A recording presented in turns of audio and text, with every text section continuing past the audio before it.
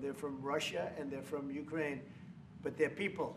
And I think obviously we'll be discussing what's happening with respect to Ukraine and Russia. At this moment, we're going to be discussing a lot of things. Obviously, we'll be discussing what's happening with respect to Ukraine and Russia. At this moment, we have people talking in Russia. We have representatives over there, Steve Witkoff and others, and they're in very serious discussions. As you know, Ukraine has agreed, subject to this, what's happening today, to a complete ceasefire, and we hope Russia will do the same. Thousands of people are being killed, young people, usually, mostly young people. We were just talking about it. Thousands of young people are being killed a week, and we want to see that stop. And we have to get this war over with, and you'll be back to a normal, much more normal life. And maybe we're close. We're getting words that things are going okay in Russia, and it doesn't mean anything until we hear what the final outcome is. But they have very serious discussions going on right now with President Putin and others, and hopefully they all want to end this nightmare. It's a nightmare. It's a horrible thing. So we hopefully are going to be in a good position sometime today to have a good idea. We'll have, we know where we are with Ukraine, and we are getting good signals outside of Russia as to where we are with Russia.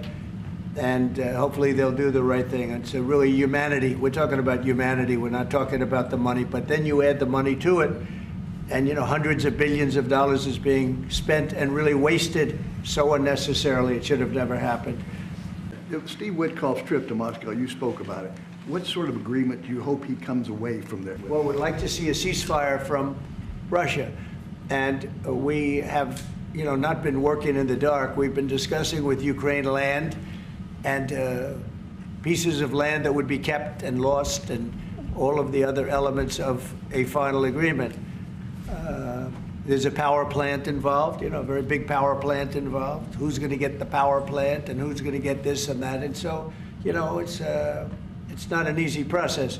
But phase one is the ceasefire. A lot of the individual subjects have been discussed, though. You know, we've been discussing concepts of land because you don't want to waste time with a ceasefire if it's not going to mean anything. So we're saying, look, this is what you can get. This is what you can't get.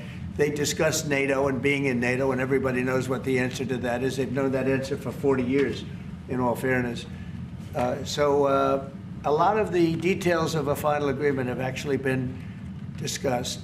Now we're going to see whether or not Russia's there, and if they're not, it'll be a very disappointing moment for the world. Yeah. Vladimir Putin just said he is open to a ceasefire, but he does still have some concerns. He suggested that you two should speak directly. Do you have plans to speak to him soon? If Well, so, when? Are yeah, you confident you can get this across the table? Sure. He did say that today. It was a very promising statement because other people are saying different things, and you don't know if they have anything to really, if they have any meaning, or I don't know. I think some of them were making statements. I don't think they have anything to do with it. No, he put out a very promising statement, but it wasn't complete. And yeah, I'd love to meet with him or talk to him. But we have to get it over with fast. You know, every day people are being killed. It's not like, as we sit here, 2 people will be killed. Think of it. 2 people are going to be killed during this little period of time. Thousands of people a week are dying. So we really don't have very much time. We have to make this fast. It shouldn't be very complicated. Mr. President.